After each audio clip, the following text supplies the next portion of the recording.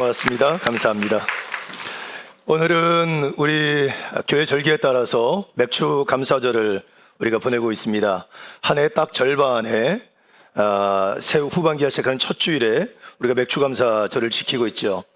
맥주 감사절은 이스라엘 백성들이 가나안 땅에 정착한 이후에 제일 첫 번째 소출을 거둔 것에 기념해서 그 첫 예물을 가지고 하나님 앞에 예배하며 경배하며 드린 절기라고 말할 수 있습니다. 특별히 이스라엘 백성들은 이 맥주 감사 절기가 되면 그냥 수확의 어떤 기쁨, 풍요로움에 대한 기쁨보다 풍요로움과 수확의 기쁨을 맛보게 하신 하나님의 은혜, 늦은 비와 이른 비를 통해서 그 수확의 기쁨을 맛보게 하신 하나님을 기억하고 그 첫 예물, 가장 소중하게 여기는 그 가장 귀한 것을 하나님께 올려드리면서 하나님의 은혜에 감사를 드리는 그 절기가 맥주감사절이라고 말할 수 있습니다. 우리나라도 기독교가 전래된 것이 농경사회였었죠. 그래서 보리가 추수 끝날 때 6월과 7월 정도에 보리 추수가 끝내고 7월 첫째 주를 맥주감사절로 전형해서 지금 지켜오고 있습니다. 지금 이제 농사 짓지는 않지만 왜 맥주감사절을 계속 지켜야 되나?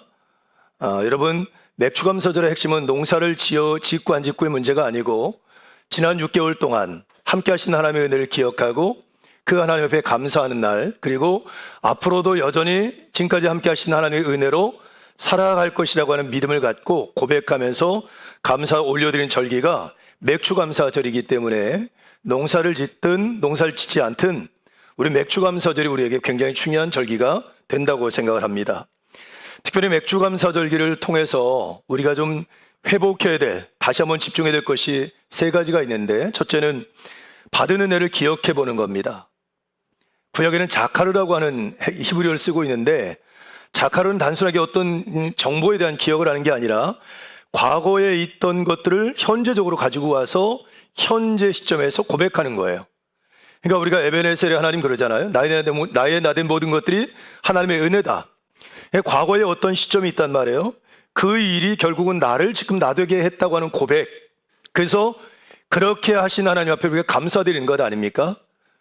그러니까 맥주감사절은 지난 내 삶 가운데 함께 하셨던 하나님, 은혜 베푸셨던 하나님, 하나님의 능력을 기억해내고 지금 현재 시점에서 그 은혜로 내가 여전히 살고 있다는 고백을 드리면서 감사하는 것. 그 믿음을 회복해내는 겁니다. 신앙생활하면서 많이 잊어버리시잖아요.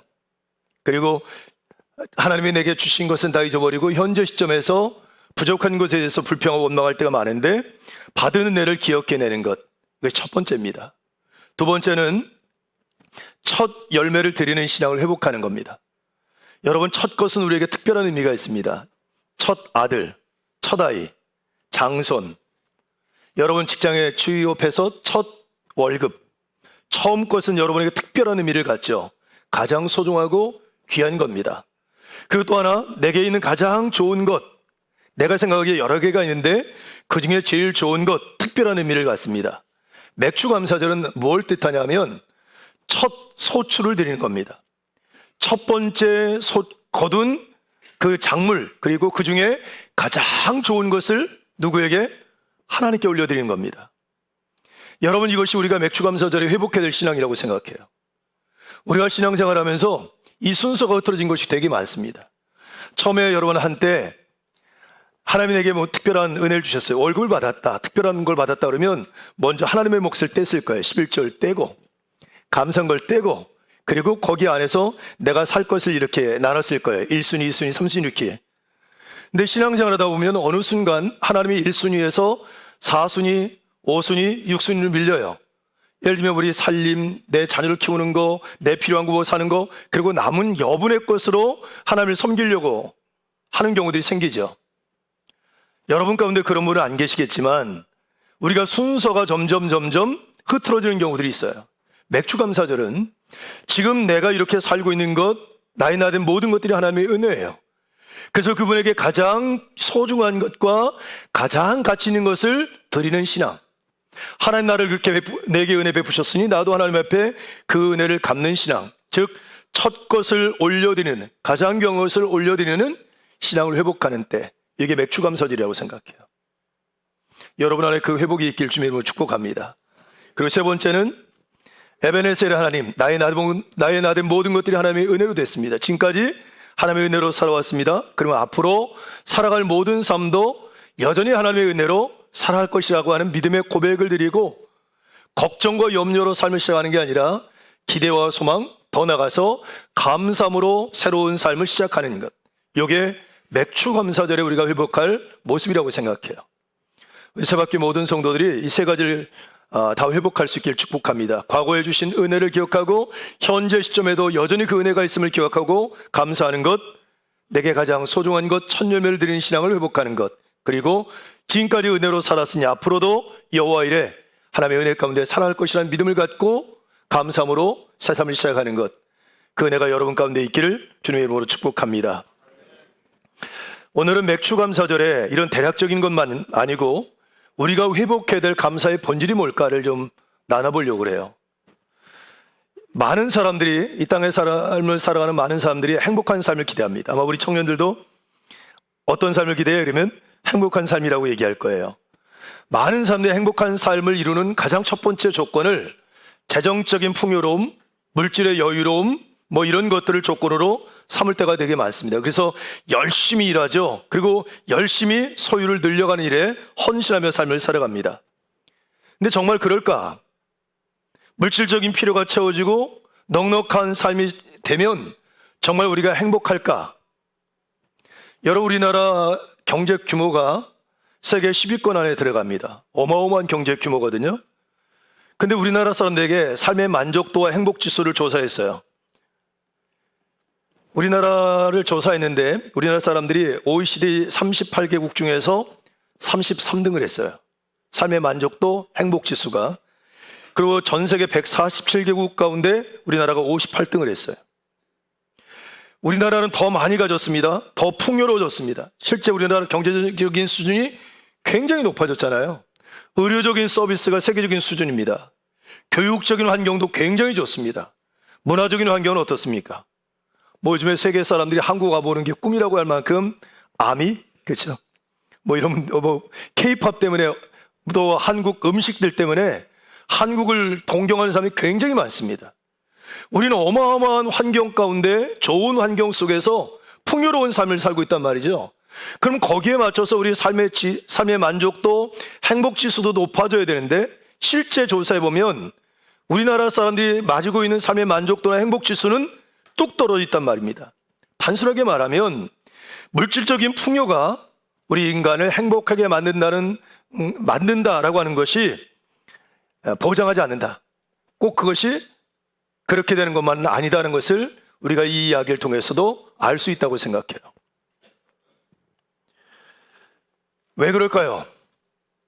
우리가 그런 생각을 하잖아요. 아닌 걸 보면서도 그래, 돈이 있으면 물질이 좀 여유가 생기면 더 행복해지겠지라고 생각해요. 열심히 살아요. 근데 풍요로운 점점 재정적인 능력은 많아지고 경제적인 여력은 더 많아지는데도 불구하고 삶의 만족 지수는 떨어져요. 불안하고 여전히 우울하고 행복하지 않아요. 대체 그 이유가 뭘까? 심리학자인 에몬스라고 하는 분과 사회심리학자인 맥콜로우라고 하는 분이 연구를 했어요. 어떤 연구를 했냐면 감사의 일기라고 하는 주제로 연구를 했는데 사람들 3개 그룹으로 나눴어요. 매일매일 일어난 일들 속에서 감사한 일을 적는 감사일기를 쓰는 그룹, 또 한 그룹은 매일매일 살아가는 삶 속에서 불평거리, 원망거리만 기록하는 그룹, 그리고 한 그룹은 그냥 일기 쓰듯 내일 일어난 일들만 그냥 기록하는 그룹, 3그룹을 이렇게 조사를 했어요. 일정한 기간이 지난 다음에 그 사람들에게 삶의 만족 지수를 조사했더니 당연하게 누가 제일 높았을까요? 감사일기를 쓴 사람들이 가장 높았어요. 그래서 여러분, 이 학자들이, 심리학자들이 어떤 결론을 내리냐면 사람은 행복하면 감사한다라고 생각하지만 감사하기 때문에 행복하다. 다른 말로 표현하면 감사가 행복을 만든다. 이렇게 결론을 내렸어요. 그래서 얘기해요. 이 심리학자들은 여러분 행복하기 원하시죠? 행복하기 원하죠? 그럼 뭐라 그럴까요? 감사하며 사십시오. 감사일기를 쓰세요. 감사하며 살면 여러분 삶의 만족 지수가 높아지고 더 행복해질 수 있습니다. 그게 우리가 행복한데 더 큰 요소가 된다는 거예요. 저는 여러분들이 감사일기 쓰는 분들이 되길 원해요. 불평, 원망, 뭐 이런 미움 이런 일기 쓰지 말고요. 여러분 마음속에 한번 보세요. 여러분 머릿속에 메모리, 이렇게 메모장에 어떤 게 기록되어 있어요? 예? 감사한 일이 기록되어 있습니까? 아니면 분노, 원망, 짜증, 미움, 시기, 질투 이런 게 많이 기록되어 있나요? 싹 바꾸셨으면 좋겠어요. 감사일기로. 자, 그러면 여러분 그 다음 단계로 넘어가야 돼요. 그러면 하나님께서도 우리에게 범사에 감사하라, 이는 너희를 향하신 하나님의 뜻이다라고 얘기했거든요. 그러니까 모든 일에 감사하며 살아라. 그러면 하나님도 우리에게 너 모든 일에 감사하고 살면 너 인생이 행복해질 거야. 너 삶의 만족 지수가 높아질 거야. 그러니까 모든 일에 감사하며 살아. 그런 의미로 범사에 감사하라고 말씀하셨을까요? 심리학자들이 말하듯이 모든 일에 감사하며 살면 여러분은 행복해집니다. 그러니까 감사하셔서 사십시오 라고 하는 의미에서 하나님이 우리에게 범사에 감사하라는 말씀을 주셨을까? 저는 그렇지 않다고 생각해요. 하나님께서 왜 우리가 감사하며 살아가야 되는가에 대한 본질적인 이유, 그리고 지금 사람들이 말하는 것보다 더 깊은 의미가 담겨져 있음을 오늘 우리 성경 말씀을 통해서 우리가 찾아보려고 합니다. 왜 우리 그리스도인들은 감사하며 살아야 될까? 그리고 우리 그리스도인들이 드리는 감사는 어떤 감사일까 하는 거죠. 자, 오늘 본 말씀 우리 7절 말씀을 보셨으면 좋겠어요. 7절 같이 합독합니다. 시작. 그 안에 뿌리를 박으며 세움을 받아 교훈을 받은 대로 믿음에 굳게 서서 감사함을 넘치게 하라. 자, 여러분 이 말씀은 바울 사도가 골로새 교회 성도들 향해서 권면하는 말씀이에요. 이제 바울이 골로새 교인들에게 뭘 얘기하냐면 여러분 감사가 넘치는 삶을 살아가십시오라고 권면하고 있는 거예요. 여기 넘치다라고 하는 말이 헬라어 원어를 보면 페리슈몬테스라고 하는 말인데 풍성하여 흘러넘친다는 뜻이에요. 그냥 퐁퐁퐁퐁 나오는 것도 아니고 그냥 잘잘잘잘 넘치는 것도 아니고 주체할 수 없을 만큼 솟아서 흘러넘치는 것을 얘기해요. 여러분의 개인의 삶이든 여러분의 가정이든 여러분이 속해 있는 교회 공동체이든 여러분 그 감사가 흘러넘치도록 하십시오 하고 권면하고 있거든요. 자, 그리고 또 바울은 더 나가서 3장 15절에 보면 뭐라고 말하냐면 감사하는 자가 되라 그래요. 감사하는 자가 되라. 여러분 감사하는 사람이 되라. 아예 그 정체성을 감사하는 사람이라고는 정체성을 갖고 삶을 살아가라는 거예요. 이런 상황에서도 감사, 이런 상황에도 감사, 이 사람 앞에서도 감사, 저 사람 앞에서도 감사, 여건과 상황을 뛰어넘어서 감사하며 살아가는 사람이 되고 그 감사가 여러분의 삶에 흘러넘치도록 풍성하도록 넘쳐나도록 하라고 권면하고 있다는 거예요. 바울이 얘기하는 건 여러분들 모두가 감사하는 사람이 되고 감사가 풍성하길 원한다는 거예요. 그럼 왜 우리가 감사해야 될까? 왜 그 감사가 풍성해야 될까?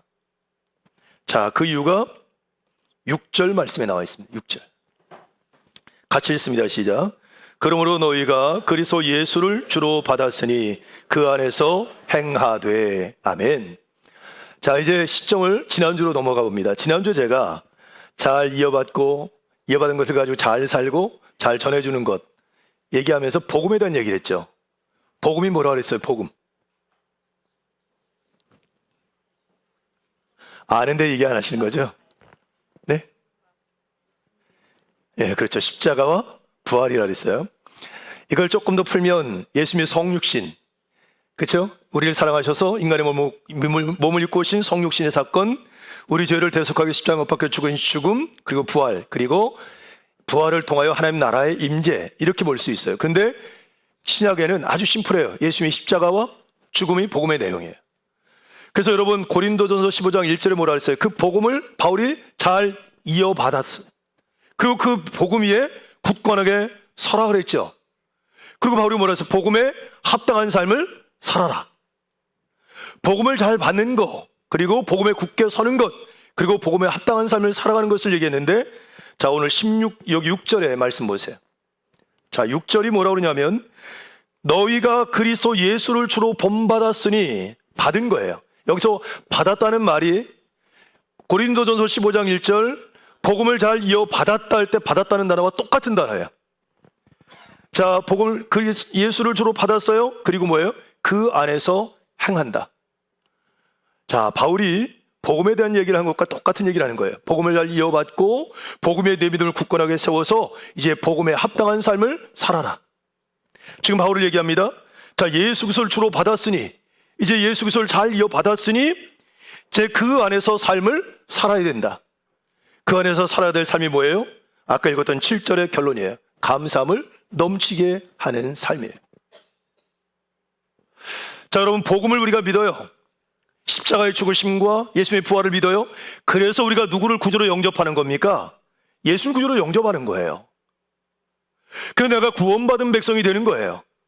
죄인에서 의인이 되고 사망의 자리에서 생명의 자리로 되고 우리가 이 땅에 속한 자가 하늘 시민으로 바뀌어지는 거거든요. 어마어마한 변화가 일어나요. 복음을 받아들였기 때문에 예수님을 나의 구주로 받아들이는 것이고, 예수를 구주로 받아들였으니 이제는 내가 새 삶을 살아가는데, 바울의 고백처럼 보라 이전 것은 지나갔으니 난 새 것이 되었도다. 이제 내가 더 이상 나로 살지 않고 내 안에 계신 그리스도로 살아간다고 고백해요. 이게 그리스도인들의 삶이에요. 그리고 바울은 그리스도인 너희들, 복음을 받고 예수께서 구주로 영접하고 그 믿음에 굳건하게 선 너희들이 그 그리스도인다운 삶이 뭔가? 바로 감사가 넘치는 삶을 살아가는 것이라고 얘기하고 있다는 거예요. 자, 7절을 보세요. 7절에 또 뭐라 그럽니까? 그 안에 뿌리를 박으며 세움을 받아 교훈을 받은 대로 믿음에 굳게 서서. 여러 가지 이야기하지만 한마디로 말하면 굳게 선 거예요. 굳게 선 거. 복음을 들은 대로, 받아들은 대로, 배운 대로, 전해 들은 대로 거기에 굳게 서서 뭐 하라고요? 감사함을 넘치게 하라. 그러니까 우리의 감사는 어디로부터 오는 거냐면 복음으로부터 오는 거예요. 복음. 지난주에 제가 복음을 얘기하면서 얘기했어요. 여러분, 복음에 합당한 삶은 뭐라고 그랬어요? 제가 복음에 합당한 삶 한 주밖에 안 지났어요. 복음에 합당한 삶이 뭐라고 했어요? 은혜 안에 살아가는 삶이라고 했잖아요. 기억나요? 네, 바울이 그랬잖아요. 내게 주신 이 은혜를 헛되게 하지 않기 위해서 난 최선을 다해서 하나님의 일을 했다. 그러나 내가 한 것이 아니라 하나님의 은혜로 한 것이다. 바울은요, 이 구원에 합당한, 복음에 합당한 삶은 은혜를 기억하며 살아가는 삶이라고 얘기를 해요. 당연히 그렇죠. 십자가의 죽으심, 누구 때문에 그런 거예요? 내 죄 때문에 그런 거거든요. 하나님이 어마어마한 은혜를 입은 거예요. 그 은혜를 기억하고 그 은혜 안에 삶을 살아가는 것, 이게 여러분 복음에 합당한 삶이거든요. 자, 그러면 그 복음에 합당한 삶, 그래서 예수를 구주로 영접하고 복음에 합당한 삶을 살아가는 삶이, 은혜 안에 살아가는 삶의 모습이 왜 감사로 귀결될까? 제가 예전에 설교하면서 사람이 그 단어를 이해하는 수준만큼 살아간다는 얘기를 하면서 감사에 대한 얘기를 했죠. 감사라고 하는 말의 헬라어 원어는 유카리스테오예요. 유카리스테오. 카리스가 은혜란 말이거든요. 내 삶에 은혜가 있음을 깨닫는 사람이 보이는 태도가 감사예요. 내 삶에 은혜가 있음을 깨닫는 사람이 보이는 태도, 삶을 향해서, 사람을 향해서, 하나님을 향해서 보이는 태도가 감사라는 거예요. 자, 복음에 합당한 삶이 뭐라고요? 은혜를 기억하며 사는 거예요. 네, 은혜를 기억하는 거예요. 그러니까 여러분, 이 은혜는 예를 들면 내가 부자야, 삶이 잘 나가. 그러면 이것만 은혜인가요? 내가 가난해, 질병이 왔어요, 여러 가지 어렵고 곤고한 일을 겪어. 그렇다고 내 삶이 은혜가 없습니까? 주님이 나를 위해 십자가에 못 박혀 죽으신 그 은혜는 내가 부자이든 가난하든, 내가 병이 들었든 건강하든 상관이 없어요. 나는 이미 그 은혜 안에 있는 사람인 거예요. 그 은혜 안에 있음을 믿으면 내 삶의 형편과 처지를 넘어서 우리는 어떤 존재가 될 수 있다고요? 감사로 살아갈 수 있는 존재가 된다는 거예요. 그래서 우리 그리스도인들의 감사는 어떤 감사예요? 이 믿음으로부터 주어지는 감사예요. 이 믿음에 굳게 서서 흔들리지 않고 뿌리를 박아서 그 신앙의 고백을 가지고 주어지는 삶의 환경을 넘어서는 감사를 드리는데, 그 감사가 모든 일에 감사가 되면서 그 감사가 내 삶에 흘러 넘치게 되고 교회 공동체 안에 그 감사가 흘러 넘치게 된다는 말씀을 주고 있는 겁니다. 저는 우리가 회복해야 될 감사는 이 감사라고 생각해요. 우리는 감사를 조건 감사예요. 잘 돼야 감사하고, 형통해야 감사하고 건강해야 감사하고 좀 부자가 돼야 감사해요. 그러지 않으면 하나님이 이만큼 삐져 있잖아요. 근데 여기서 말하는 우리가 회복해야 될 감사, 우리가 드려야 될 감사는 본질적인 거예요. 나는 내 존재 자체가 하나님의 은혜 안에 있다. 그리고 그 은혜 안에 살고 있고 앞으로도 그 은혜 안에 살게 될 것이다. 그래서 나는 그런 하나님을 향하여 늘 감사하고 그 하나님 내게 주신 은혜, 내 은혜가 내게 족하다고 고백하면서 감사하고 앞으로도 여전히 감사로 살아갈 것이다. 이게 우리가 회복해야 될, 붙잡아야 될 감사라고 믿어요. 여러분, 저는 이런 감사의 샘플을 우리 주변에서 한번 찾아봤어요. 어떤 분이 있을까? 그랬더니 손양원 목사님이 딱 생각이 났어요. 손양원 목사님이 어떤 분입니까? 1948년 여수순천 사건 때 그 생떼 같은 두 아들 동인과 동신군이 잔인하게 살해를 당하죠. 이렇게 죽임을 당합니다. 그리고 두 아들 장례식 때 하나님 앞에 9가지 감사를 드려요. 여러분 생각을 해보십시오. 생태 같은 두 아들이 잔인하게 살해를 당했어요. 그 장례식에 뭐 감사할 게 있겠습니까? 그럼에도 불구하고 여러분 손양원 목사님은 9가지 감사를 드리거든요. 한번 들어보십시오. 어떤 감사를 했는가? 나 같은 죄인의 혈통에서 순교의 자식들이 나오게 하신 하나님께 감사드립니다. 허다한 성도들 가운데 하필 내 아들들을 순교자로 택하여 주신 것을 감사드립니다.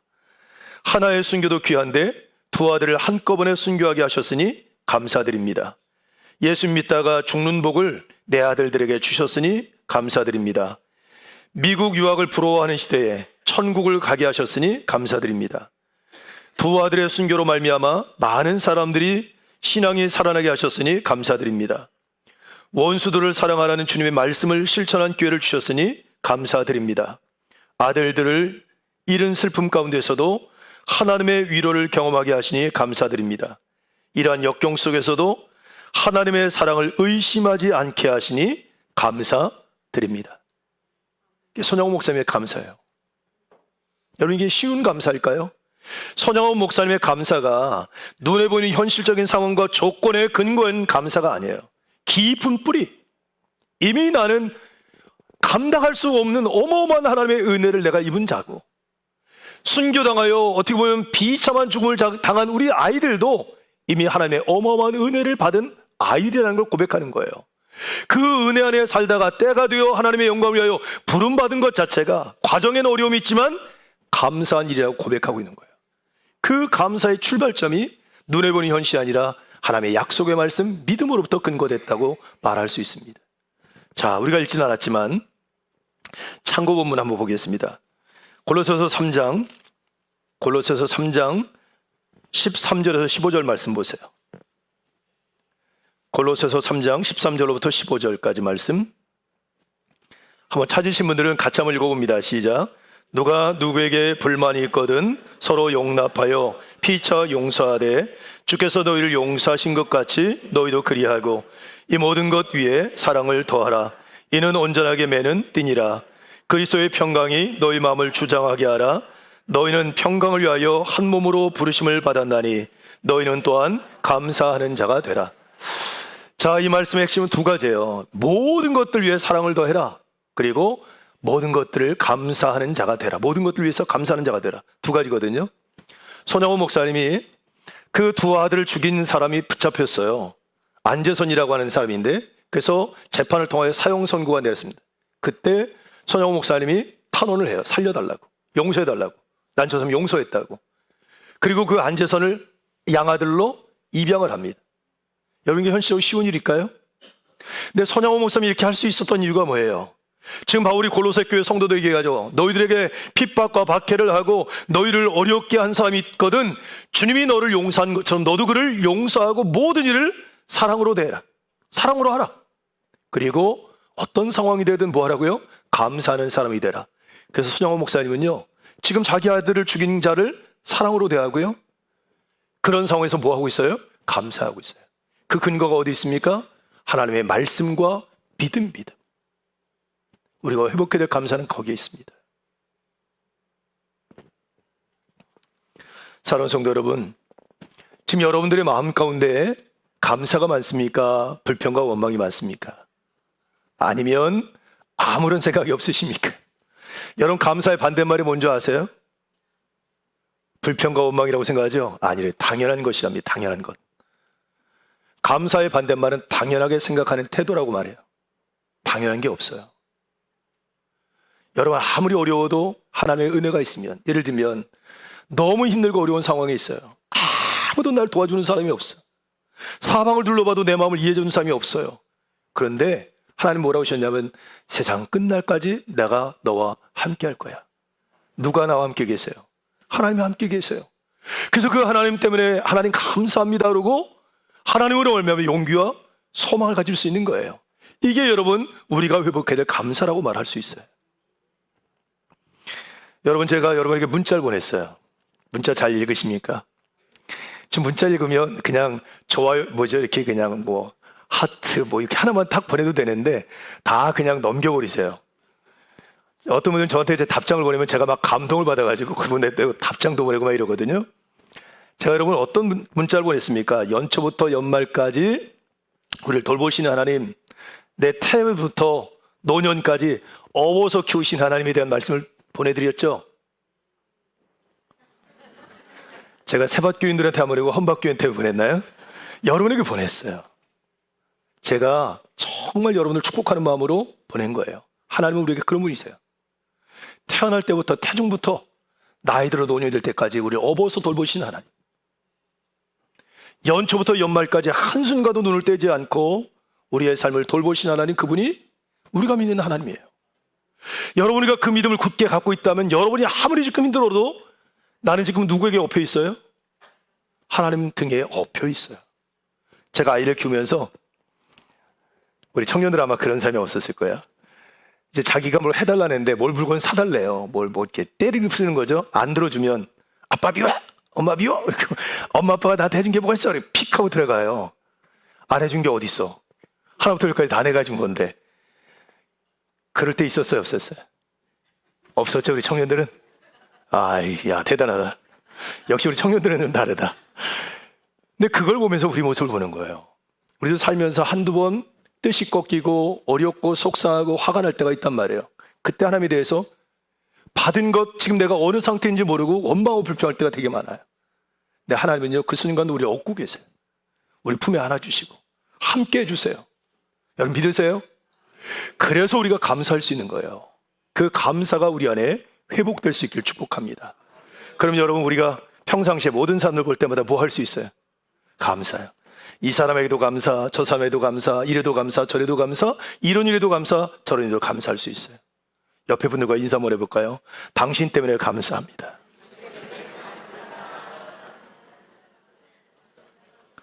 또 한 번 인사하자. 앞으로 더 감사 많이 하겠습니다.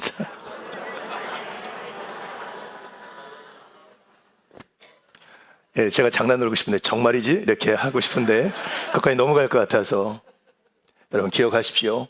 우리가 회복해야 될 감사는 뭔가 조건에 따르는 그런 얕은 감사가 아니에요. 본질적인 존재 깊은 곳으로부터 고백되는 감사예요. 그래서 우리는 감사하는 자, 감사로 살아가는 존재가 돼야 한다. 저와 여러분 모두가 그 은혜가 있기를 주님의 이름으로 축복합니다. 기도하겠습니다. 주님 감사합니다. 지금까지 살아온 모든 삶도 하나님의 은혜였고 오늘 이 시간 살아가는 삶도 하나님의 은혜이며 앞으로 살아갈 모든 삶도 은혜임을 고백합니다.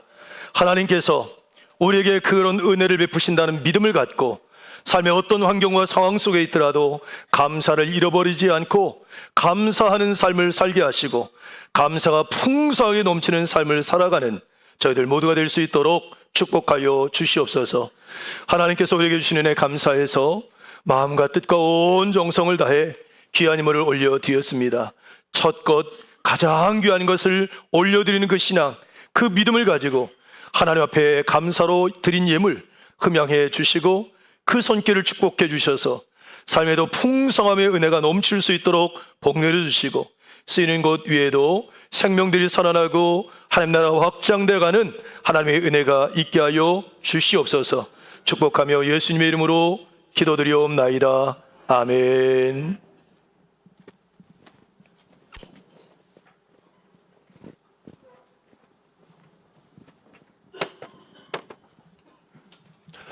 자. 자리에서 일어나셔서 파송의 찬양 하나님께 올려드리겠습니다.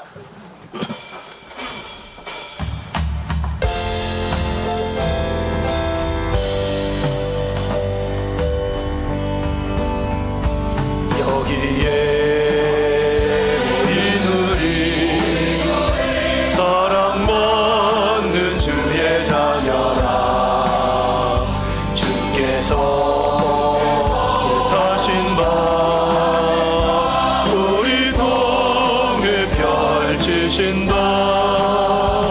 고통과 슬픔 중에 더욱 주님을 지하오니 어려움 이겨내고 주님 더욱 찬양하라. 이 믿음 더욱 굳세라. 주가 지켜주신다. 어두운 밤에도 주의 밝은 빛이 너하여 주신다.